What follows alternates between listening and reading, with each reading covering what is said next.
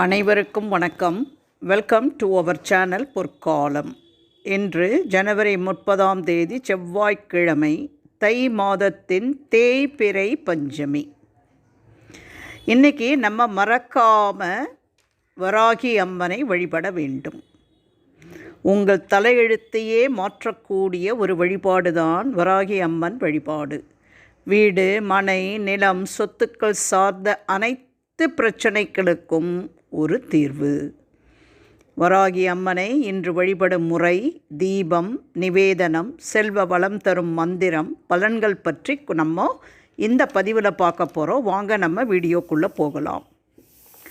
அமாவாசைக்கு பின்வரும் ஐந்தாவது திதியை வளர்பிறை பஞ்சமி என்றும், பௌர்ணமிக்கு பின்வரும் 5வது திதியை தேய்பிறை பஞ்சமி என்றும் அழைக்கிறோம். தை மாதத்தில் வருகின்ற தேய்பிறை பஞ்சமி அன்று, இன்று ஜனவரி 30 செவ்வாய்க்கிழமை அன்று வருவது நமக்கு விசேஷமான பலன்களை தரும் என்றும் எதிர்பார்க்கப்படுகிறது. செவ்வாய்க்கிழமை என்றாலே பெண் தெய்வங்களை வழிபடுவதற்கும் முருகப்பெருமானை வழிபடுவதற்குரியும் சிறப்பான நாளாக கருதப்படுகிறது. தற்பொழுதெல்லாம் பஞ்சமி திதி என்றாலே நம் நினைவுக்கு உடனே வருவது வராகி அம்மன் வழிபாடுதான். தேய்பிறை பஞ்சமி அன்று வராகி அம்மனை எப்படி வழிபட வேண்டும் என்பதை நம்ம இப்போ பார்க்க போகிறோம். இந்த பஞ்சமி திதி 30/1/24 செவ்வாய்க்கிழமை அன்று காலை 7:48 மணிக்கு ஆரம்பித்து 31/1/24 புதன்கிழமை காலை 9:46 மணிக்கு முடிவடைகிறது. அதனால் வராகி அன்னையை வழிபடும் நேரம் இரவு 8 to 10 மணிக்குள் வராகி அம்மனை வழிபட வேண்டும். அதனால் இந்த வழிபாட்டை நாம் 30/1/24 அன்று செய்வது மிகவும் சிறப்பு. 30/1/24 இரவு இந்த வழிபாட்டை செய்ய முடியாதவர்கள் 31/1/24 அதாவது புதன்கிழமை அன்று பிரம்ம முகூர்த்தத்தில் இந்த வழிபாட்டை செய்யலாம். ஏனென்றால் பஞ்சமி திதி காலை 9:46 மணிக்குள் முடிவடைந்து விடுகிறது.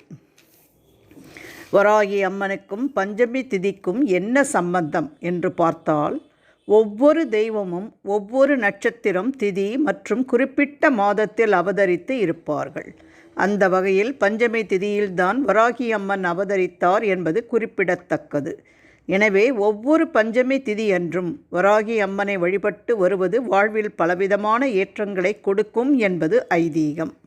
செவ்வாய்க்கிழமையன்று வராகி அம்மனை வழிபடுபவர்களுக்கு வீடு, மனை, நிலம், சொத்துக்கள் சார்ந்த அத்தனை பிரச்சனைகளுக்கும் தீர்வு வரும். எதிரிகள் காணாமல் போவார்கள். எதிர்ப்பு, பகை, தடைகள் போன்றவை அனைத்துமே நீங்கிவிடும்.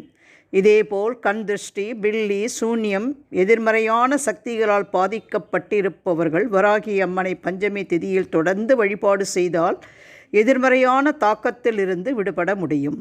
இப்போ வீட்டிலேயே எளிமையான முறையில் வராகி அம்மனை எப்படி வழிபட்டு நம் வேண்டுதல்களை நிறைவேற்றி கொள்ள வேண்டும் என்பதை பார்க்கலாம்.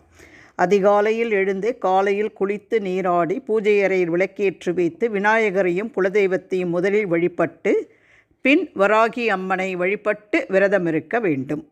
நம் வீட்டில் வராகி அம்மனின் படம் இருந்தால் துடைத்து சுத்தப்படுத்தி மஞ்சள் குங்குமம் வைத்து செவ்வரளி பூக்கள் அல்லது சிகப்பு நிற மலர்களால் அலங்கரிக்க வேண்டும். ஒரு பித்தளை தட்டின் மீது ஒரு வெற்றிலை வைத்து அதன் மீது சிறிது பச்சரிசி பரப்பி அதன் மேல் ஒரு அகல் விளக்கிற்கு மஞ்சள் குங்குமம் வைத்து நல்லெண்ணெய் ஊற்றி சிகப்பு திரி போட்டு விளக்கேற்ற வேண்டும். வீட்டில் வராகி அம்மன் படம் இல்லாதவர்கள் ஒரு அகல் விளக்கிற்கு நல்லெண்ணெய் ஊற்றி சிகப்பு திரி போட்டு தீபமேற்றி அந்த தீபத்தில் வராகி அன்னை எழுந்தருளி இருப்பதாக மனப்பூர்வமாக நினைத்து கொண்டு இந்த பூஜையை செய்ய வேண்டும். நிவேதனமாக தேங்காய் பூ அல்லது தேங்காய் துருவலோடு சிறிது சர்க்கரை சேர்த்து, எள்ளுருண்டை, மாதுளை முத்துக்கள் இவைகளை நிவேதனமாக படைக்கலாம். எல்லாத்தையும் படைச்சி முடித்தாச்சு, விளக்கும் ஏற்றியாச்சு. இப்போ நம்ம தூப தீப ஆராதனைகள் செய்வதற்கு முன்பாக செல்வ வளத்தை அள்ளித்தரும் வராகி அம்மனை வாசனை மிகுந்த குங்குமத்தால் அர்ச்சிக்க வேண்டும். இந்த மந்திரத்தை குறைந்தது 21 முறை, உங்களால் முடிந்தால் 108 முறை கூறி குங்கும அர்ச்சனை செய்வது சிறப்பு. அந்த மந்திரம் க்ளீம் வராகமுகி ரீம் சித்தஸ்வரூபிணி ஸ்ரீம் தனவசங்கரி தனம் வர்ஷய ஸ்வாஹா. க்ளீம் வராகமுகி ரீம் சித்தஸ்வரூபிணி ஸ்ரீம் தனவசங்கரி தனம் வர்ஷய ஸ்வாஹா. இந்த மந்திரத்தை 21 முறை அல்லது உங்களால் முடிந்தால் 108 முறை உச்சரித்து வாசனை மிகுந்த தாழம்பு குங்குமத்தால் அர்ச்சித்து வராகி அம்மனை வழிபட்டால், இன்று செவ்வாய்க்கிழமையாக இருப்பதால் இன்று இந்த மந்திரத்தை கூறி வழிபட்டால் நமக்கு உங்கள் தலையெழுத்தே மாறிவிடும் என்பதை நீங்கள் உணரலாம். வீடு, மனை, நிலம், சொத்துக்கள் சார்ந்த அனைத்து பிரச்சனைகளுக்கும் ஒரே தீர்வு அம்மனின் வழிபாடுதான். இப்போ இந்த பதிவின் மூலமாக இன்று வராகி அம்மனை இரவு 8லிருந்து 10 மணிக்குள் எப்படி வழிபட வேண்டும், என்ன தீபம் ஏற்ற வேண்டும், எதையெல்லாம் நிவேதனமாக படைக்கலாம், எந்த மந்திரத்தை கூறி வழிபட வேண்டும், வழிபடுவதால் ஏற்படும் பலன்களை பற்றி நாம் விரிவாக பார்த்தோம். இந்த பதிவு உங்களுக்கு பயனுள்ளதாக இருந்தால் உங்கள் உற்றார் உறவினர் நண்பர்களோடு மறக்காமல் ஷேர் பண்ணுங்கள். இந்த பதிவை பார்த்து கொண்டிருப்பவர்கள் இதுவரை எங்கள் சேனலை சப்ஸ்கிரைப் செய்யாமல் பார்த்து கொண்டிருந்தால் சப்ஸ்கிரைப் செய்யுமாறு அன்போடு கேட்டுக்கொள்கிறேன்.